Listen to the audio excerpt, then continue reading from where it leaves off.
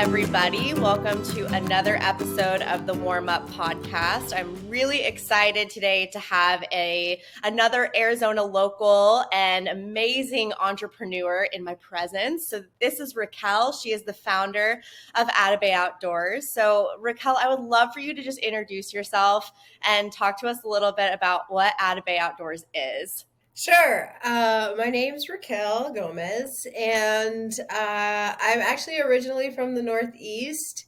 So I grew up in Connecticut and kind of been making my way over to the West through jobs and other opportunities.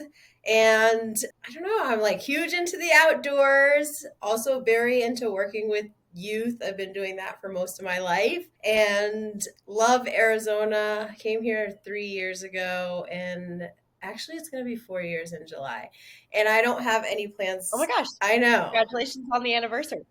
Thank you. I don't have any plans on leaving. I love it here. There's so much to do outside, and that's kind of how I want to continue to live my life. And Otto Bay Outdoors is a nonprofit organization that I founded and started in 2020, and we are committed to providing safe and fun outdoor adventures for Black, Indigenous, and girls of color 8 to 12 years old. I'm so excited to kind of dive into this and talk to you more just about the creation of Atabay Outdoors, but also just like getting to know you as a person and what has inspired you and propelled you to even take this route, because I think it is such a huge endeavor to just decide you're going to be a community builder and you're going to be a champion for something. Like it takes so much energy and so much effort, and you're doing it with so much. I mean, the events you're hosting, the experiences you're offering these girls, it's just been incredible to watch and like watch you facilitate it all and see it come to fruition. So you're doing an amazing thing, and I'm so excited to just kind of get Atabay Outdoors out in front of so many new people. So let's dive into it. Personally, I just wanted to ask you about how you got introduced to the outdoors, like as a kid. What did that look like for you? So I was introduced a little unconventionally. My father was from the Dominican Republic, and my mom's side of the family is from Puerto Rico. And there's this thing in Dominican culture or in Spanish culture where parents send their kid off to the island, to Dominican Republic, for a certain amount of time by themselves. Like they were, so at 7 years old, my mom and dad, more so my dad, was like, all right, it's time. And like they sent me off to Dominican Republic to see my family out there for 30 days. And yeah, it was like complete culture shock for me. And yes. When I got there, I expected it to be like this poor country that I was just going to be living in for 30 days. But it was very city-like. Like my family lived in the city, but they also had a house in the country and what they call El Campo. And so we spent about a week in El Campo, and it was basically just a house out there with no like electricity. So the only light was sunlight during the day. We spent like all day by the river and all day just hiking through the country of Dominican Republic. And I was like shocked. I didn't even know anything like this existed. I had never been hiking before. I'd never been outdoors in a river before. I'd never been to a house without electricity. So that was like my first experience, and I wouldn't say that I was like convinced at that age, at that experience. I was like, I don't know why this is fun, like this is cool, but I don't know why people do this. I was intense. Like that is an intense experience for a kid. Yeah, I think I was in second grade. Yeah, so I would say like my more formative experience outdoors was I was like 9 or 10 years old in Girl Scouts. like did the whole cookie selling and did the whole Yeah. like a Girl Scout getting patches and things like that. And that part I wasn't so much keen on, but I was really excited to get outdoors. And so when we had a camping trip, I Yeah. like begged my mom to come on this camping trip, and she is not outdoorsy. Like, so my dad is the one who encouraged me Okay. to get outdoors. I would say he was more the adventurous, influential person. And so I was like, Mom, please. And she's like, okay, fine. And we go, and like we're hiking and we're sitting around the fire and we're like, singing songs and we're sleeping outside. And I am like amazed. I'm like, people do this? Like, this is it. This is the life. Like, I want to do this Yeah. every day, all the Yeah. time. So I think like that experience was definitely the one where I was like, it clicked. I was like, oh, nature. I feel very connected to nature. Like, this is something I want to do all the Yeah. time. And yeah, from then on, I was like doing everything I could to be outside. Like, you could ask my parents, like they were always calling my name to get me inside because I was like far out, Yeah. like adventuring, doing something, riding my bike, rollerblading, anything, just to stay I outside. love that. And so this was in the Northeast. So where in the Northeast were you? Like Hmm. what did like nature look like near you in the Northeast? So I grew up in Danbury, Connecticut, and Okay. it's like suburbia, like it's mostly suburbs. And I still honestly didn't get the outdoor experience that I was looking for. Like, my parents didn't have the time to take us camping. They Hmm. didn't have the money for gear. Um, Hmm. and I didn't have any friends who I knew who were doing those things that I could go with. So a lot of my outdoor experience was, like I said, just exploring the wooded areas in suburbia, riding my bike, rollerblading, sledding, things like that. Super simple Yeah. sports. So yeah, so I still didn't really understand the scope of what outdoors was and could have been.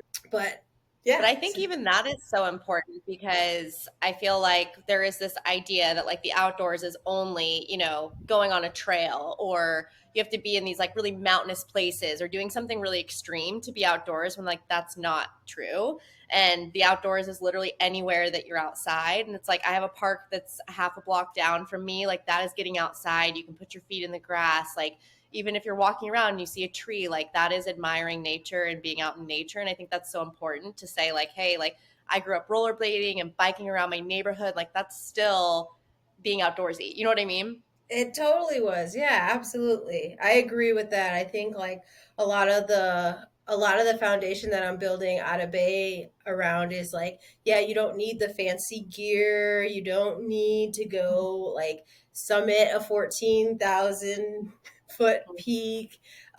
You can go to your local park. You can take a walk around your neighborhood, and that can be outdoors too. Yeah, visit a local But garden. Like you've done so many cool events with your girls. yeah. Yeah. I mean, we've done all of our adventures have been in areas where people can go for free, like Tempe Town Lake, Hmm. the spaces of opportunity, the garden. We went to Project Roots Garden there. We've done local parks, the Margaret Hance Park and Sumida Park. Like, yeah, I'm definitely like a proponent of get outside any way that you can. For sure. And I wanted to kind of spin off of Yeah. that and just ask, was Atabay founded out of that space that you kind of wish you'd had growing up, or like been able to like be around younger girls that were like that looked like you, that experienced things like you, that had like growing up experiences like you, or was it advancing a space that you feel like you already had the opportunity of having growing up and you wanted that for more girls? Like what was the root of like propelling Atabay Outdoors to creation? Yeah, so going back to that experience with the Girl Scout, there was, besides for Yeah. me realizing that this is it, this is where I want to be all the time, Yeah. I also came to the realization that me and my mom were the only people of color out there with Mm. this group. and in the Yeah. group. And so I actually started to notice that when I got back home, when I was doing the like biking, rollerblading, doing all this, I started to notice that my black and brown friends were not doing those things. They didn't want to do those things with me. Mm. They didn't want to go in the woods and explore. And so I never had girls who looked like me who wanted to go outside and explore with me.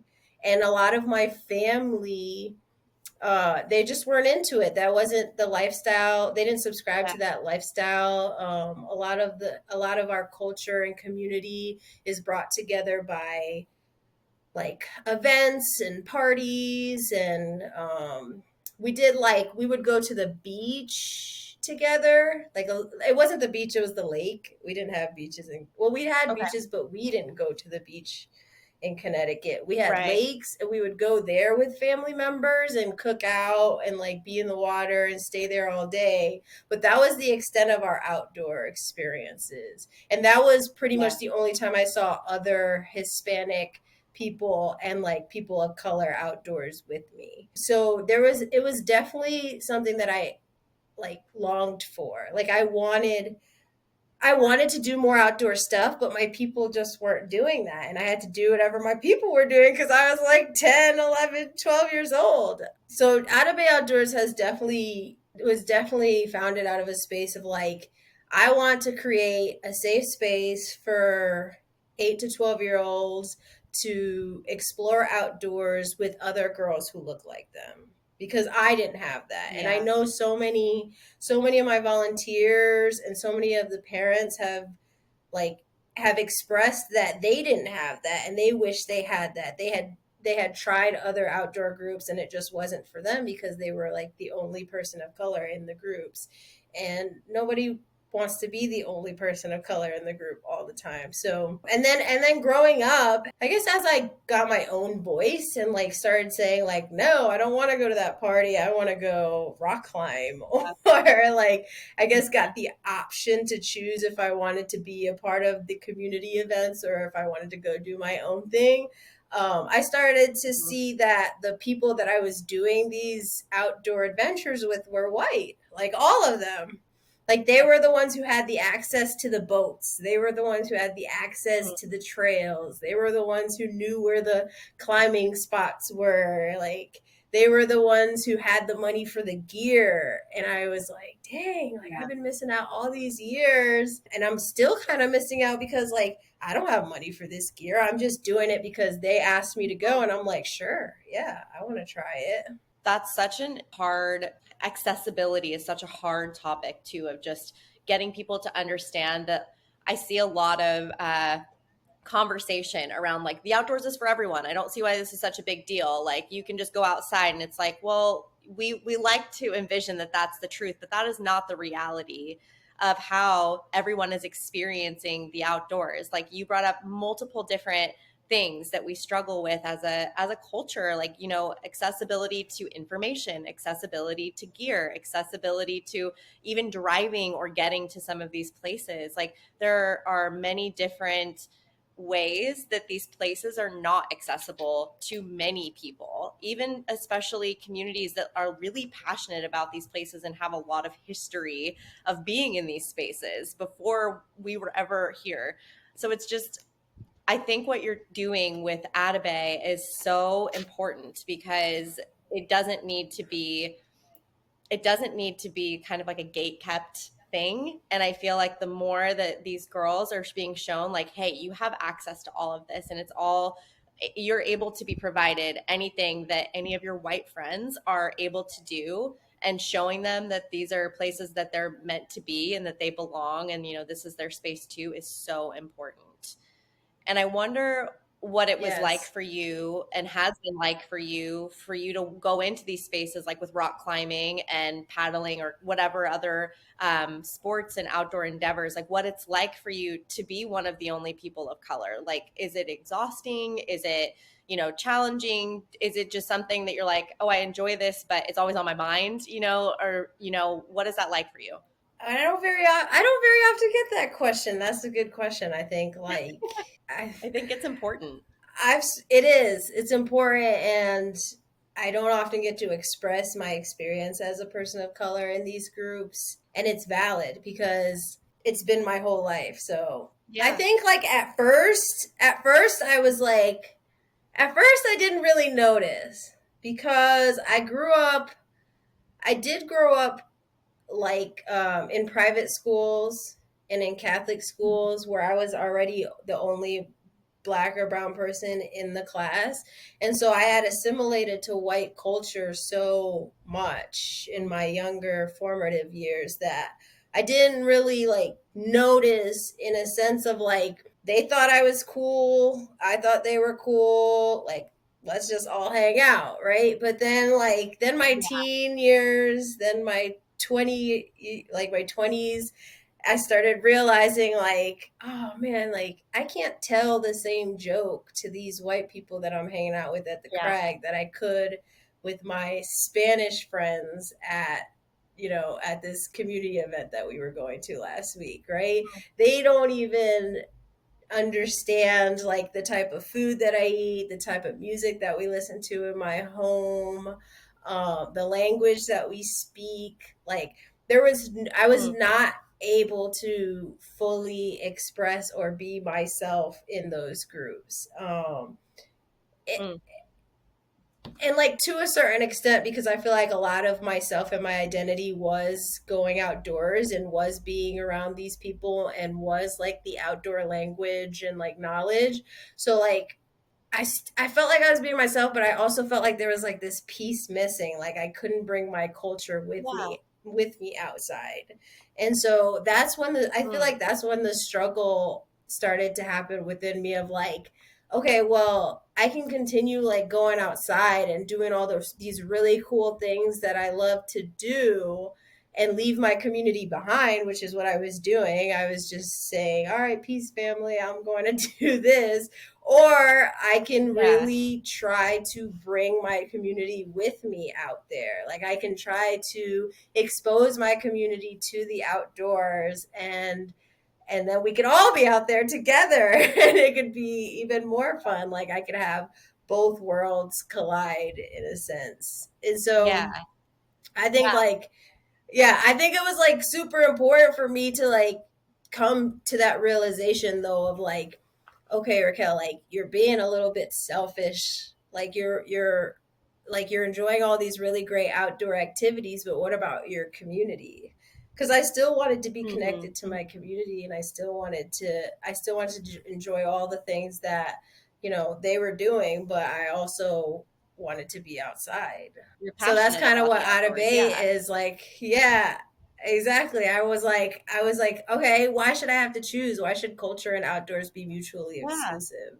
And it still is. Exactly. I feel like it still is because like the white people in the outdoors, like they have all these rules and these like constructs that they've created that like you have to follow outdoors, and a lot of the black and brown culture is not we're not set up by these strict rules to be quiet in nature. Like Mm, we listen mm, to music loud, we yeah. laugh loud, we talk loud, we enjoy life, we bring joy to the outdoors, and like that's okay Yeah. sometimes. Like we don't have to whisper at the crag Yeah. all day long. Like we can and I think that was another reason that I was allowed in those spaces, in a sense allowed, because they thought I was Mm, cool. Like I was cool because I was loud and I was myself, and I was boisterous and made jokes, and yeah. like I was different than everybody else at the crag. One, I looked different, but my personality and where I had grew up and come from was different as well.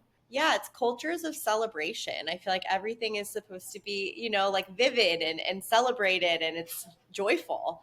And I feel like that's so important to allow to be there and allow to be in these spaces. And for people to feel like they are allowed to express and be themselves fully in these spaces. But you're so right. Like there are so many constructs and rules that, uh, it's our way of being outside, quote unquote, but that is not the way that all cultures experience things or go out into nature or even utilize a space. Like it's so different, but different doesn't mean that it's wrong. And that's so important. Exactly, exactly. And there are some rules that like need to be followed for us to be able to live sustainably and for us to like take care of the earth while we're outdoors. Like I definitely believe there are some like universal rules that we should be following, but some of the stuff I'm Yeah. like black and brown people are never going to subscribe to that. That's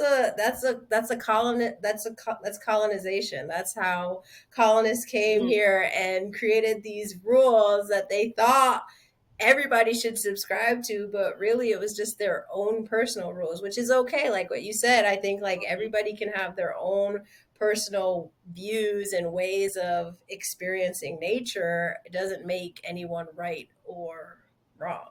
Just don't Yeah, I think expect it's just us to the follow your rules. Yeah, yeah, I think there's an importance of just like thinking beyond ourselves and remembering that there are so many people coming from so many different backgrounds and so many different ways of experiencing things, and that's okay. And that should be welcomed, and like it's a beautiful thing that we're all out in general and able to explore and be out there to experience joy and like, to connect and disconnect from life and the craziness around us.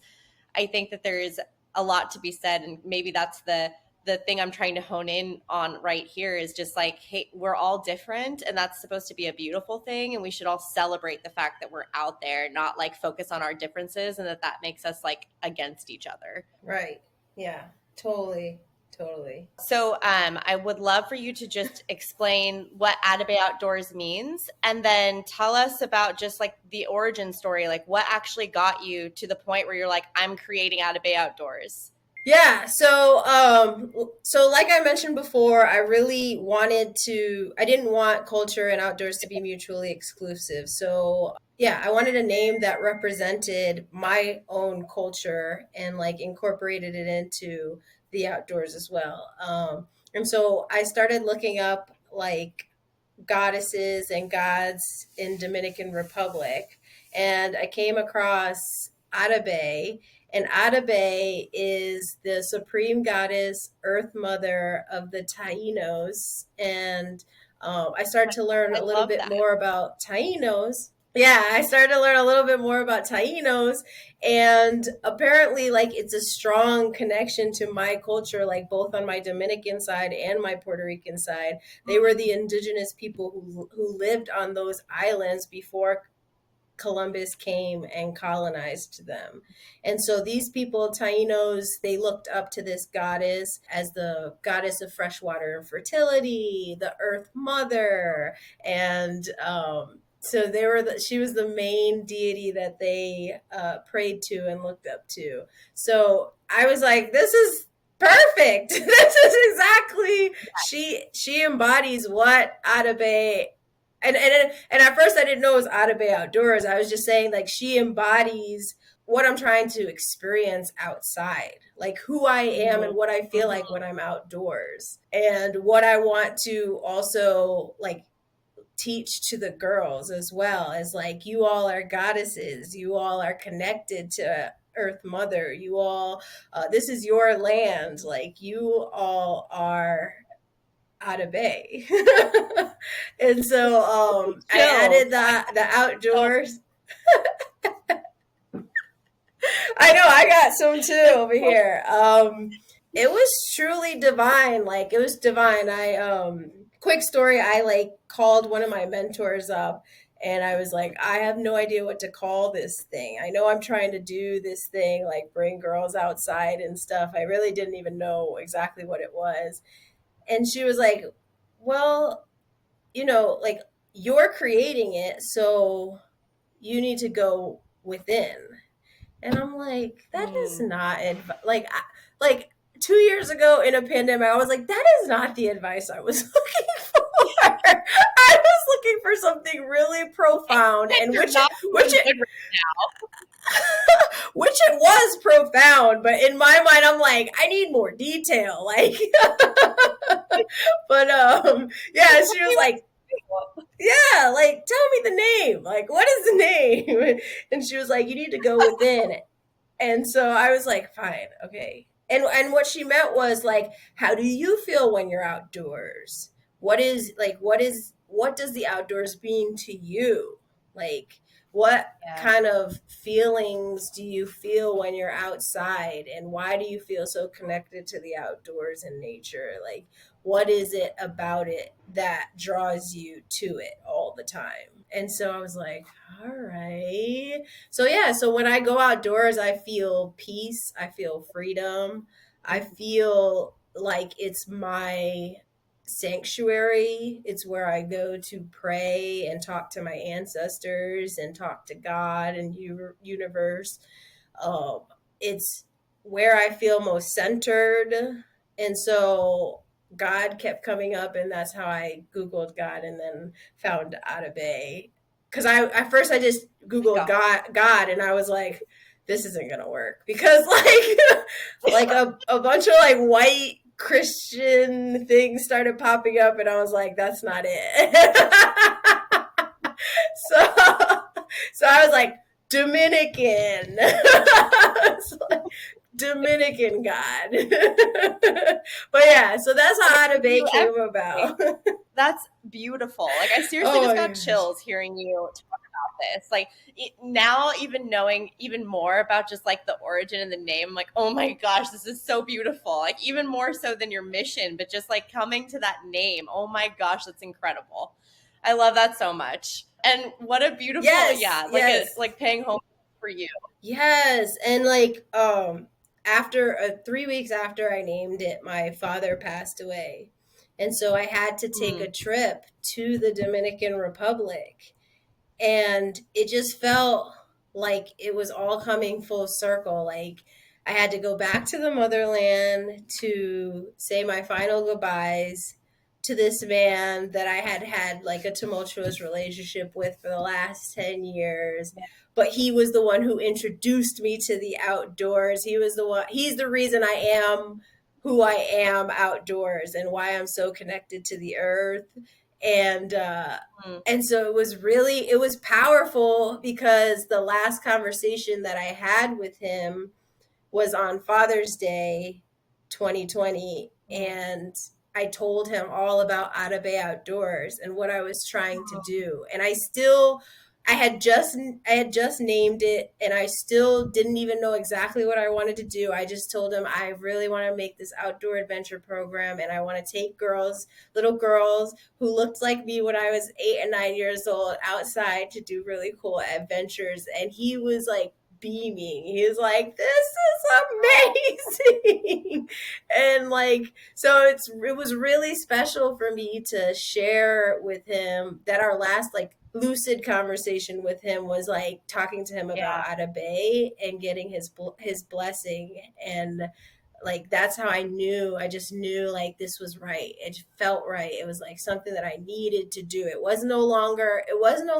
like a hobby or a passion. It was now my calling. Like it was now I felt called to yeah, do this. I felt like it was my purpose here on earth. Like now it was something bigger than me. And so yeah, that's kind of like how it started like initially. But like the 2 years prior to starting in 2020, starting out of Bay and naming it I should say, I was working at the Boys and Girls Club, and I was trying to take kids outside, and they kept saying no to me, and I was like, but they do need to you go know like outside. what their resistance was? Like what their And reasoning was? Because you even mentioned that when you were younger, like the kids that the black and brown girls that were near you, like they didn't want to play outside either. Was there a specific reason where like no, like X, Y, and Z? so I don't know what the specific reason is. I can speculate that it has something to do with liability and insurance. um, but because I'm like, let's take these kids camping, and they're like, we're Yeah, an after school program. Like, we don't do so many that. things. And yeah, so many things could go wrong. I'm like, but what about all the things that could go right? What about all the Yes. experiences that they can have and all the things that they could learn by going outdoors? Anyways, I said that to say because like most of the organizations that I was working for weren't taking kids outside. And the organizations that I was working for that were taking people outside were predominantly white. And so Okay. I kind of came to this like when the pandemic hit and and I had 2 months off from Boys and Girls Club, and I had 2 months off to just like breathe and no kids screaming in my ear and no supervisor watching me. I started to think to myself like, man, it would be really cool if I could just start my own organization and all it would be about would be going outside and getting black and brown Yes. kids outside. And like I had already been on a journey in the last in those couple years of like I no longer am going outside with predominantly white groups. I had made a decision for myself. And it wasn't because I didn't want to or because I didn't don't like white people. That's not the case at all. It was more so like I'm going to stay true to myself and my culture and my community. And if I'm not reaching over and like like bringing my sisters outdoors with me, then I don't want to do it. Then I don't want to go outside. Then I just won't Yeah. go outside. If it's the choice between going outdoors with predominantly white people or not, I just won't. so Yeah. that with that in mind, and then with the Boys and Girls Club, with the resistance of like not letting me take kids outside, and then this like fire inside of me that I've had all my life, which is how I ended up all the way here in Yeah. Arizona from Connecticut. Between those three things, I was like, I need to start something of my own. And so I kind of went a Yes. little bit backwards in the story, but yeah, so then that happened. Then I started writing down ideas. Then I named it. Then I talked to my dad about it. Mhm. And my dad passed, and I was like, I really got to do this. I got to do this in honor of my father. And so I went like on a 7 week road trip to like grieve and find my like center and figure out like what I Yeah. really want Atabey Outdoors to be. And when I came back, I just started writing programs. I started planning what adventures we wanted to go on, what I wanted to speak to, because I didn't want this program to be, and sorry, I'm talking a lot, but it's cool. No, it's amazing. You're doing an amazing job. Like Okay, this is so so yeah, helpful. so then like so so yeah, so I didn't want it to just be like a outdoor adventure program where kids are just like having fun outside. Yeah, of course we're gonna have fun outside. Like everything outside is fun. But like I wanted it Yeah. to be an enrichment program. Yeah, I wanted it to be an enrichment Mhm. program, somewhere where they could learn skills that they could take back with their community, because that's what I loved about the outdoors. Besides for the fact that it brought me peace and it was my sanctuary, it also taught me so many things about life and about communication, about teamwork, about trust, like all these things that like I couldn't learn in school. Like I just personally was not able to understand it through like the conventional and traditional school setting. And so Yeah. I wanted Atabay to also be a place where the girls learn skills and they learn things that they can use in their community and teach other girls and people as well. I love that. And I wonder too, like now you've been launching this for the past, I mean, 2 years, and I've been following you for at least one of those years and have just been able to see you like grow and facilitating these amazing experiences. And I'm wondering, what is the big goal that you see right now for Atabay Outdoors, like the next 2 to 5 to 10 years? Like what does that look like? Oh, I have so many goals for Atabay. I have a big Yes. vision for Atabay. Um, but I would say in the next 2 to 5 years, I would love to get a camp going, a stay away camp. Have have some space or some land up north where we can go and do an outdoor stay away camp throughout the summer. We're already in motion to be getting a van. So being able to Amazing. transport girls, yeah, being able to provide transportation for the girls, like having a fleet of vans where we could go pick girls up and make sure that they have access through transportation. Getting some pretty big sponsors and funding from bigger named outdoor industry companies is for big for me. I want to start a junior mentor program. I want to start a junior mentor program for those girls who age out, those girls in that 13 to 17-year Love old that. age range, yeah, who want to like talk with the younger girls or teach the younger girls things that they learned in Atabay. I want an It's just a HQ. beautiful connection and like giving back to the community too. Like if girls are phasing out and they're like, here, now I get to teach and like be that mentor to you. Like that's such a beautiful thing. Exactly. It's not about giving this one girl this one experience outdoors. Like, it's so that they can go back to their communities and teach their friends. And so that when they grow up, they can mentor these girls or a girl. Or when they have children, they can bring their children outdoors. Because, like, the ultimate Yeah. vision is to empower the next generation of mindful leaders and to Yes. encourage black and brown kids to take up space outdoors so that we can have more of us outside. That's so beautiful. And I wanted to know too, like you were saying that, the next step too is like having an HQ and like that's just gonna bring even more like opportunity to people of color within your community of like here are jobs, here are positions that you can like be leaders and use your voice and like take up space. Like that's so huge. Exactly, because we don't see a lot of outdoor guides who are BIPOC. We don't see a lot of people who work at REI who are BIPOC. Like you said, I would love to create these opportunities for outdoor jobs for BIPOC, for the BIPOC community. And like Yeah. with an HQ, we can host trainings, we could host workshops for BIPOC families and community. We can have a gear closet or gear garage where the BIPOC community can come and borrow gear and take it out for a day and then bring it back. And then we're just like constantly helping each other to get outdoors. Yeah, and just enriching. It's just a constant circle, like that cycle of just enriching and giving back to the community, enriching and giving back to the community. Like it's just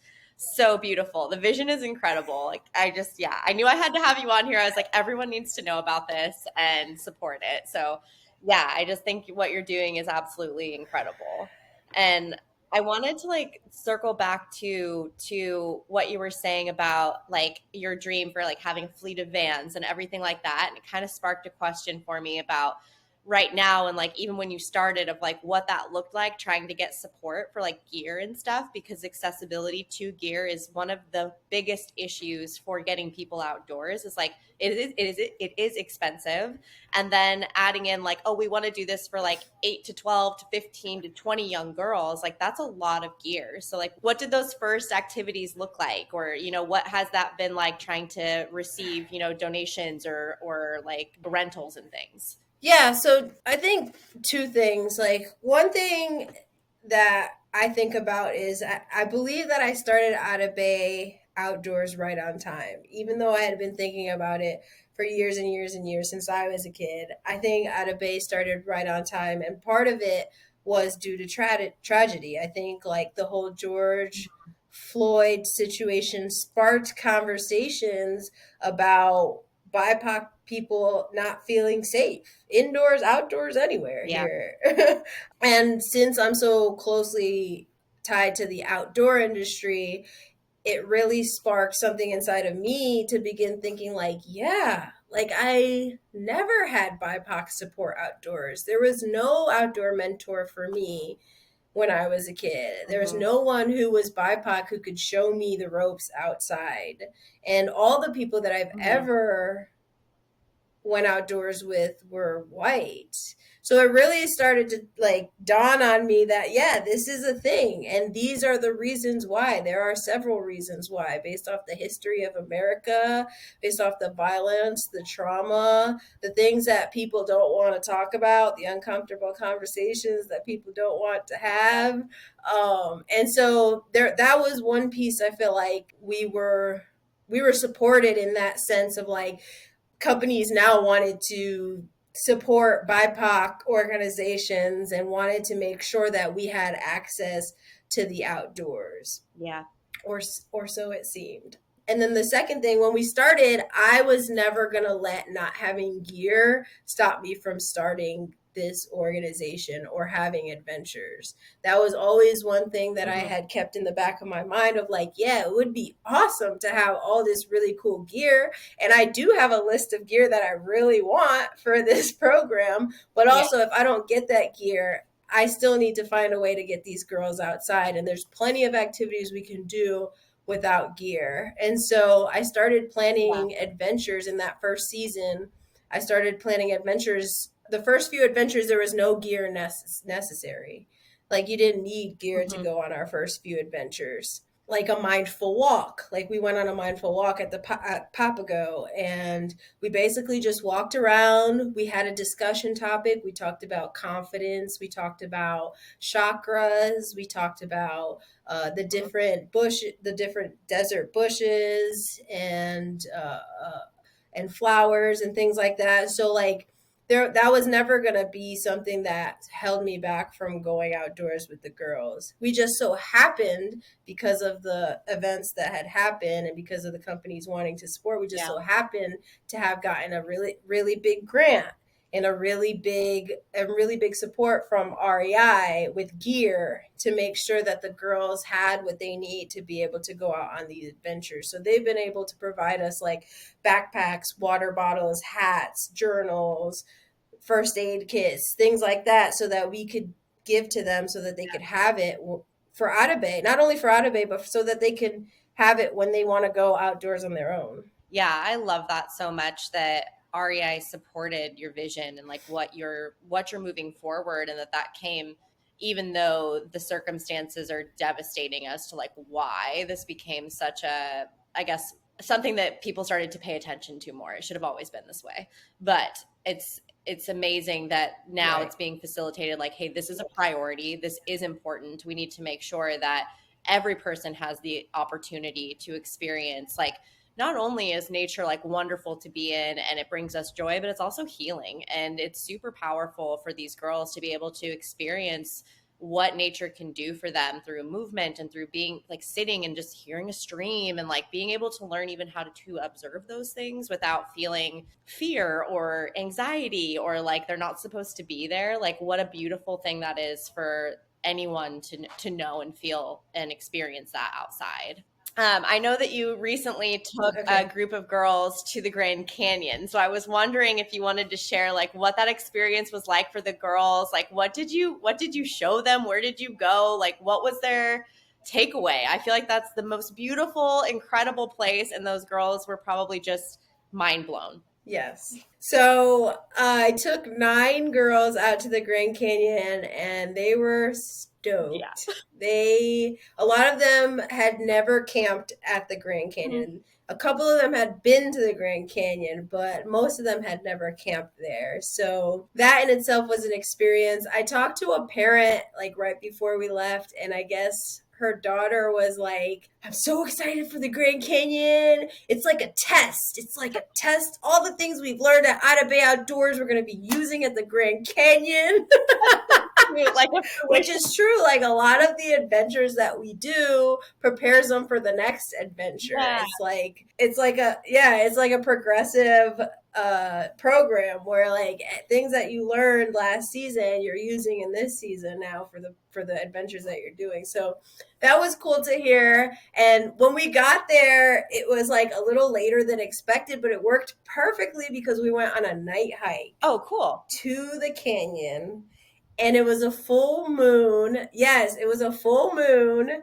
And so the canyon was lit up by the moon. I had never seen the canyon at night. I've been there like 4 times and I've never seen it at night, but it was the most incredible, peaceful experience. We did 1 minute mindfulnesses at each spot that we stopped at. So for 1 minute, we just stayed completely silent and mindful and present in the moment. And they were able to just stare into the canyon or stare at the moon or just find a point of interest that they'd like to be mindful in. And they just did it. And it was chilling, like chills. Like we were on the verge, all the adults were on the verge of tears the entire time. They were like doing shadow puppets up against the Grand Canyon rocks. I love that so much because we were there the same weekend. Like when you told me you were going, I was like, oh, I'm going to be there too. So I just love the idea too that like we were staring up at the same moon, like experiencing the same things, and just that those girls got to take in the vastness of the canyon with such a beautiful, like the full moon just makes it so much more special, I feel like, because it's just such a grand space and it's all lit up, and yeah, it's so special. Yes. What's even more special though is like a lot of those girls would not have had the opportunity to do that if Otto Bay Outdoors didn't exist. Yes. And like for them to be able to experience the canyon with people who look like them is like, and to have that like sisterhood and community and be able to like enjoy each other's company and learn new things about the Grand Canyon and like camp there, like make a fire, do some s'mores, sleep a whole night there, have like elk at our campsite. Like none of them have seen elk before, and they were like 10-15 feet away. They were blown away by this. They were so excited. So yeah, we just did the rim trail and we did that night hike. We did a museum, the geology museum, and they really liked that too.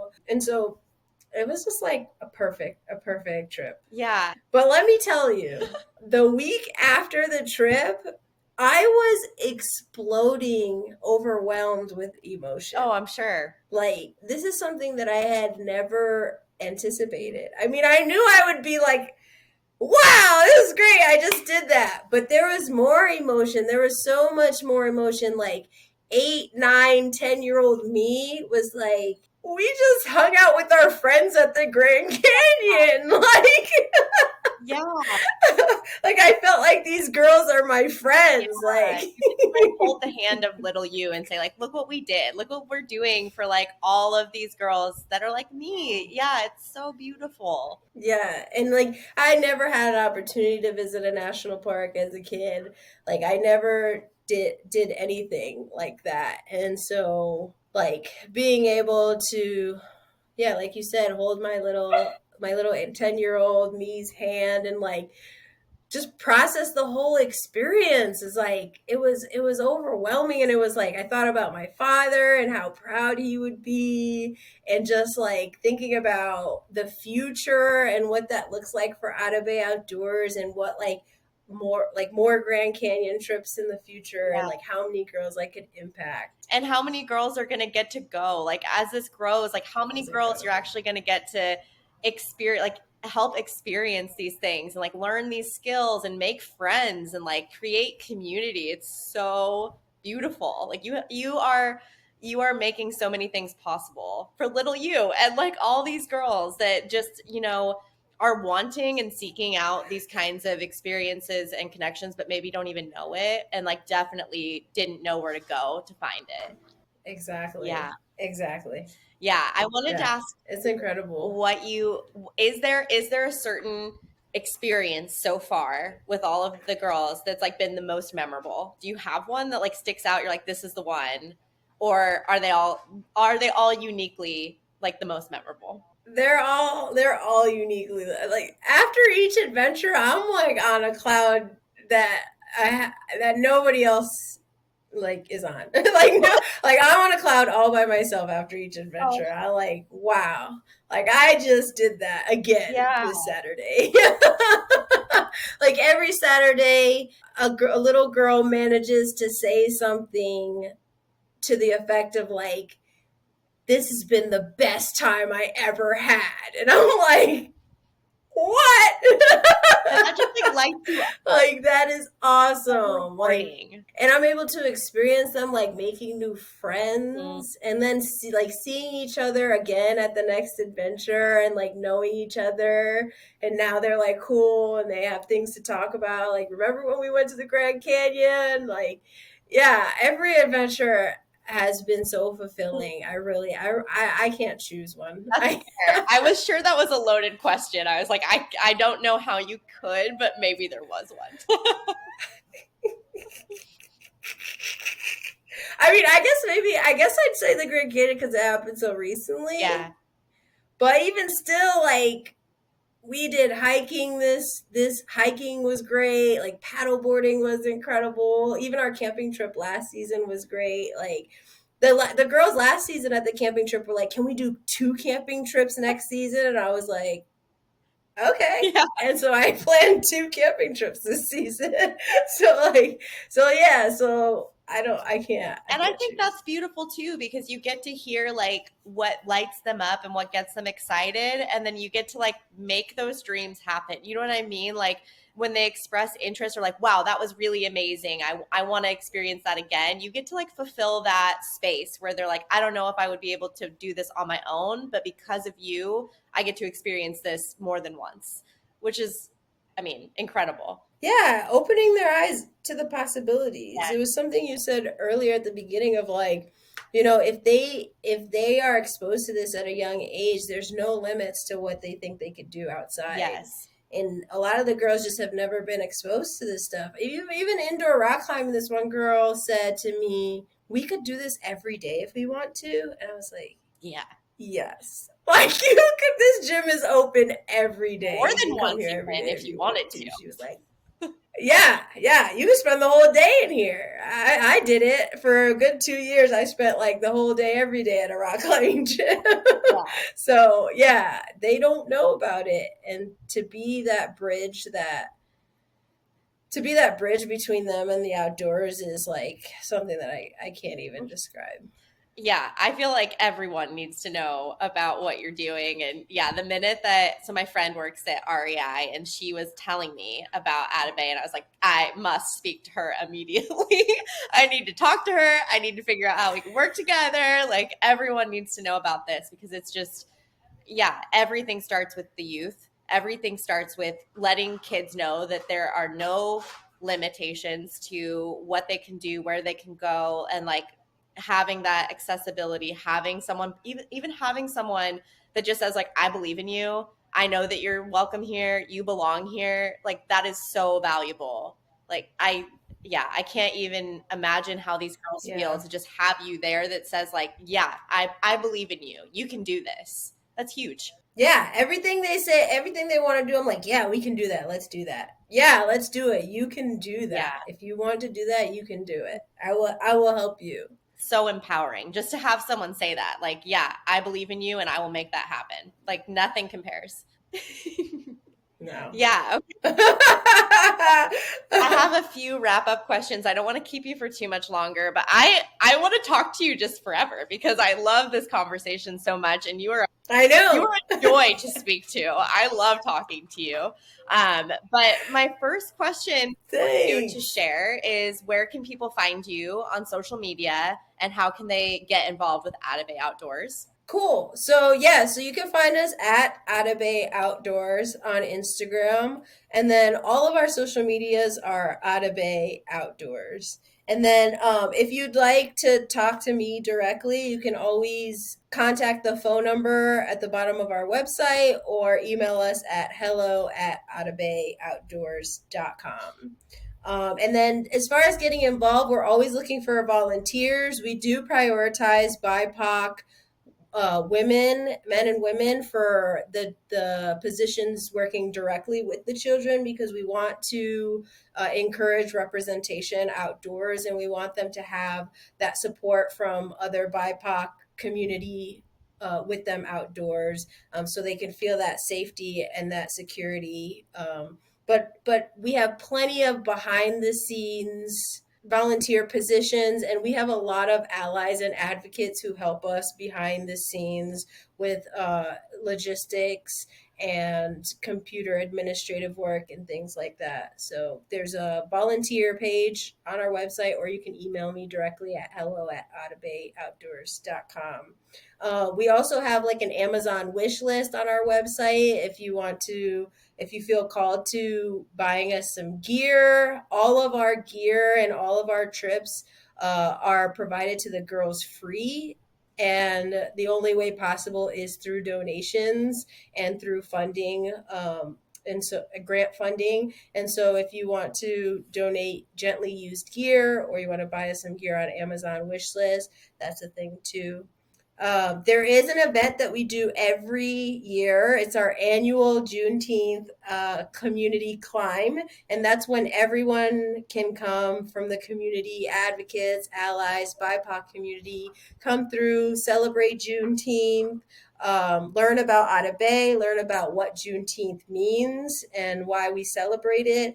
And then also learn about raising awareness for BIPOC people outdoors, for getting more BIPOC people outdoors. Amazing, amazing, amazing. And that's Sunday, June 19th, 7 p.m. Perfect. And that's a rock climbing event.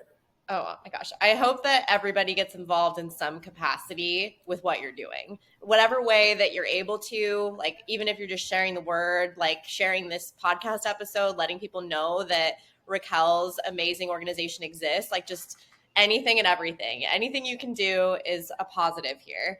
And I just wanted to circle back to and say, is it atabayoutdoors.com? Is that the website? Yes. Okay. Yeah.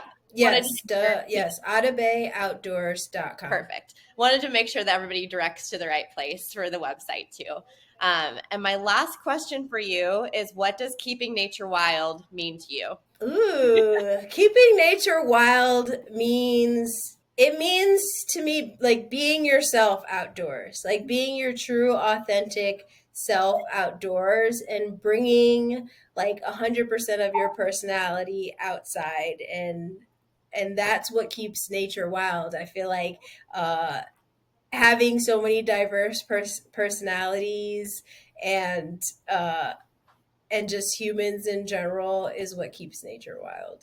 Love that so much. I feel like you've had so many like just nuggets of wisdom and beautiful like phrases in this whole thing. I'm like, I hope people just get so many amazing takeaways from this episode. I literally can't even tell you, like, I'm just buzzing from talking to you. This was such a wonderful conversation. You were such a joy to talk to, and just it's so evident how passionate you are about your mission and what you're doing. And we can't wait to like support and find out even more ways that we can uplift Atabay Outdoors and do more with you. So thank you so much for sharing your time and just letting other people know about what you're doing and how to get involved and uplift these young girls and just getting even more people of color and these girls outdoors. So thank you so much. Yay! Thank you for having me. It's been so fun. Yes. Okay. Well, thank you. I hope you have a great rest of your day. All right, you too.